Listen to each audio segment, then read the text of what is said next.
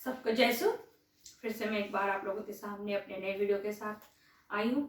सबसे पहले आप सबको धन्यवाद देना चाहती हूँ कि आप लोगों ने बहुतायत में मुझे अपना इतना सारा प्यार दिया, मेरे इतने सारे व्यूज, इतने सारे लाइक्स आप मुझे कर रहे हो। मैं अपने सभी अपनों को बहुत बहुत धन्यवाद दे रही हूँ कि वो ईश वचन में आगे बढ़ने की कोशिश कर रहे हैं।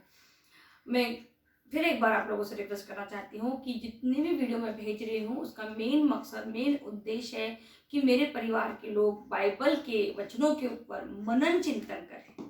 मेरा व्यू पाने का कोई मकसद नहीं है। हम बाइबल के वचनों का प्रचार कैसे करेंगे, खुद हम नहीं जाके कर सकते, तो कम से कम कोई हमारे परिवार में एक व्यक्ति इस चीज को कर रहा है तो हम इसको फॉरवर्ड कर सकते हैं। फॉरवर्ड करने के साथ साथ जो व्यक्ति को हम फॉरवर्ड कर रहे हैं उसे इस बात का महत्व बता के आप फॉरवर्ड कीजिए। क्योंकि अगर वचन में आप जाओगे, वचन देखोगे तो 2021 की शुरुआत मुझे लगता है हमें इस तरीके से करना चाहिए।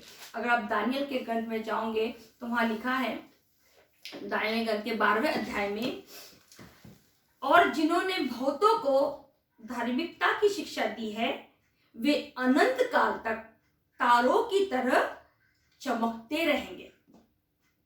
ये वचन में भविष्यवाणी दानियल को दी गई है।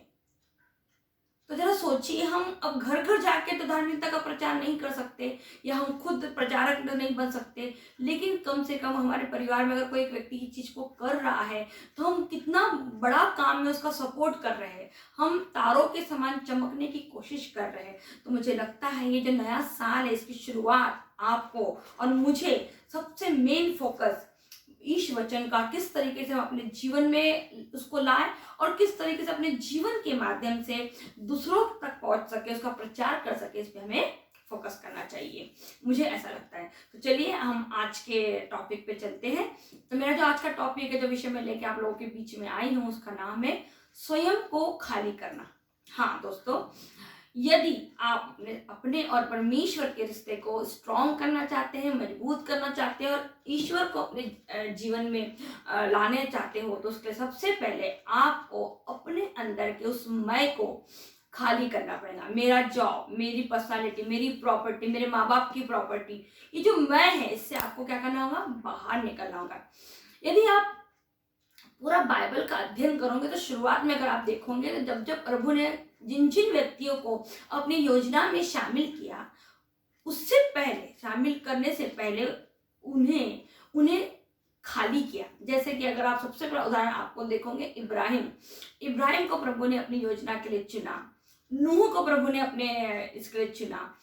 तो नूह को 120 साल लगे उस नाव को बनाने, मतलब 120 साल तक वो प्रभु के माध्यम से पेशेंस के साथ वो काम करता रहा। उसने अपने आप को प्रभु के सामने क्या किया, पूरी तरीके से एक कमजोर इंसान बन के खाली किया। दूसरा, मूसा, इब्राहिम को प्रभु ने खाली किया। तो इब्राहिम ने जब तक का लोट के साथ अपनी शुरुआत की, प्रभु ने उसे कोई आशीष नहीं दिया। 100 साल का पेशेंस कौन रखेगा आप बताइए। प्रभु ने उससे कहा कि मैं तुझे तारों के समान, तेरे असंख्य संतान होंगी, लेकिन बंदे का उम्र 100 साल भी होने पाया लेकिन कोई बच्चा नहीं। मतलब प्रभु क्या कर रहा, उसके पेशेंस के साथ उसको पूरा यूज कर रहा। फिर आप मूसा को देखोगे या इब्राहिम के बाद देखोगे आप याकूब जब तक का उसने अपने भाई को चीट किया, अपने पिता को चीट किया और भाग गया, अपने मामा के घर रहा। मामा के घर में भी उसने अपनी जबरदस्ती की, पहली बहन से शादी होने के बावजूद भी दूसरी शादी के लिए जिद की। और जब वो आखिर में थक गया इस जिंदगी से कि मैं ऐसा कब तक करूंगा, और वो जब पूरी तरीके से सरेंडर हो गया परमेश्वर के सामने कि प्रभु अब तू ही मुझे बता, तब प्रभु ने उसका नाम याकूब से निकाल के इज़राइल रखा। उसके बाद हम मूसा को देखते हैं। मूसा एक राजा के घर में पैदा था, लेकिन जब परमेश्वर ने इसे चुना तो मूसा एक कत्ल करके भागा हुआ व्यक्ति था। वो उस निर्जन प्रदेश में 40 साल तक रहा। क्यों? क्योंकि प्रभु ने उस राजा के जो बेटे का गर्व उसके अंदर जो था, जो उसकी बॉडी, जो पर्सनैलिटी, उसको सबको खाली कर दिया। मूसा एक सामान्य इंसान है।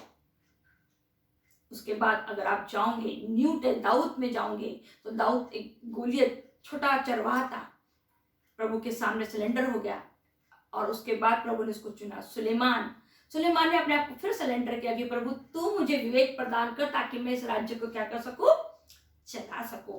न्यू टेस्टमेंट में आएंगे तो पेतरुस हमेशा यीशु के साथ साथ रहते थे और वो हमेशा उसको और कॉन्फिडेंस था, लेकिन आखिरी अंतिम समय तक यीशु ने उसको अपने अंदर उसके कमियों को बताते गया ताकि क्या हो, वो अपने अंदर की उस कमियों को दूर करे। पौलुस पौलुस भी एक सेनापति थे, लेकिन उसको इससे पहले कि वो सुसमाचार का प्रचार करे, सुसमाचार लोगों तक पहुंचाए, उसने क्या किया, उनको उसकी आंखों की ज्योति छीन ली। 3 दिनों तक वो अंधा बना रहा।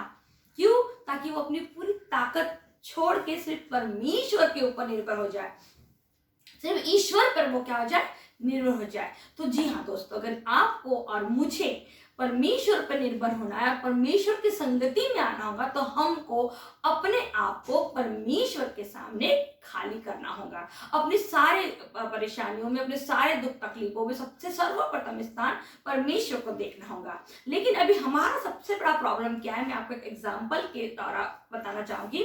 हमारा सबसे बड़ा एग्जाम्पल ये है, ये एक भरा हुआ गिलास है पानी का। ये एक गिलास मैंने पूरा भर दिया है पानी का। ये पूरा गिलास पानी का भरा हुआ है। ऐसे हम भरे हुए लोग हैं, हमारे अंदर ज्ञान, बुद्धि, गुस्सा, जो कुछ भी है, ये सब इस गिलास में भरा हुआ है। अब इसके अंदर हम कुछ भी एक्स्ट्रा का डाल नहीं सकते। अगर हमने डाला तो ये क्या हो जाएगा, नीचे बह जाएगा। अब इसके ऊपर से हमने और एक काम कर दिया है, हमने इसको टाइट बंद कर दिया है। अब क्या होगा, अब इसमें से हम कुछ बाहर निकाल भी नहीं सकते। तो क्या मतलब है ये, यदि आपको अपना रिश्ता या परमेश्वर, ईश्वर से बोलो, यीशु से बोलो या मनुष्य से बोलो, अगर बनाना है तो सर्वप्रथम आपको और मुझे क्या करना पड़ेगा, सबसे पहले आपको और मुझे ईश्वर के सामने खुलना पड़ेगा। जी हाँ दोस्तों, हमको खुलना पड़ेगा, अपनी सारी गलतियों को, अपनी सारी कमियों को ईश्वर के सामने स्वीकार करना पड़ेगा। उसके बाद उन गलतियों को, अपनी कमियों को स्वीकार करने के बाद हमें अपने आप को पूरी तरीके से खाली कर लेना होगा, ताकि प्रभु इस खाली मनुष्य में, इस खाली इंसान में अपने आप को, अपने गुणों को, अपनी इच्छाओं को इसमें भरे। तब जाके प्रभु हमको क्या करेगा, भरेगा। ये है हमारा जीवन। अब डिसीजन आपका है कि आपको सदैव ऐसे भरे रहना है या खाली होना है, या अपने भरे हुए स्वभाव को टाइट पैक कर लेना है। क्योंकि जब तक आप ईश्वर के सामने खुलोगे नहीं, प्रभु आपके साथ कोई डील नहीं करेगा। अगर आप खुलोगे नहीं तो आपके अंदर से कुछ भी भार आएगा नहीं, तो आप हल्के नहीं होंगे। और यदि आप हल्के नहीं होंगे तो आपके अंदर में कुछ भी नहीं जाएगा। तो आपको एम्प्टी होना पड़ेगा, ईश्वर के सामने, यीशु के सामने, पवित्र आत्मा के सामने अपने आप को सरेंडर करना होगा। तभी आपके साथ ईश्वर, यीशु और पवित्र आत्मा अपने कार्य कर पाएंगे। तो आप पवित्र बाइबल में पढ़ोगे तो आपको हर एक शब्द का मतलब मालूम पड़ेगा, हर एक शब्द को जानोगे। तो मेरा हर एक वीडियो का एक ही मकसद है कि ये जो समय है, हमको नहीं पता कि मुक्तिदाता हमको लेने कब आएंगे, लेकिन मेरा एक ही ये मकसद है कि वो जब भी आए हम रेडी मिले, तैयार मिले, ताकि हम आनंद के साथ मुक्तिदाता के साथ जा सके, ना कि दुख तकलीफों के साथ दोष लगाते हुए हम अपना जीवन बिताए और जब मुक्तिदाता आए तो उस पर भी हम दोष लगा दें।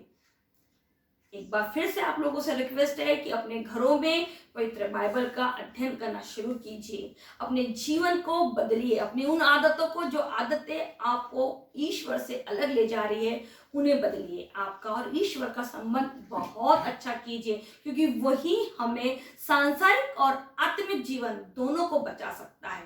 आपका सांसारिक जीवन भले ही खत्म हो जाए, लेकिन हमारा प्रभु, हमारा ईश्वर इतना ताकतमय है कि वो हमें फिर से पुनर्जीवित कर सकता है, जैसे कि उसने अपने पुत्र यीशु को तीसरे दिन मृतकों में से सर्वप्रथम जिलाया।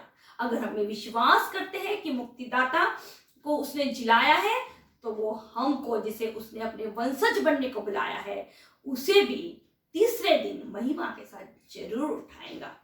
मुक्तिदाता हमारे दरवाजे पे खड़े हैं, दरवाजा खटखटा रहे हैं। आपकी और मेरी चॉइस है, दरवाजा खोले या नहीं खोले।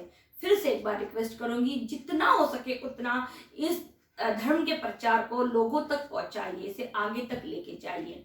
मेरा वीडियो आपको कैसा लगा मुझे जरूर बताइए। फिर से एक बार आप सबको जय सो।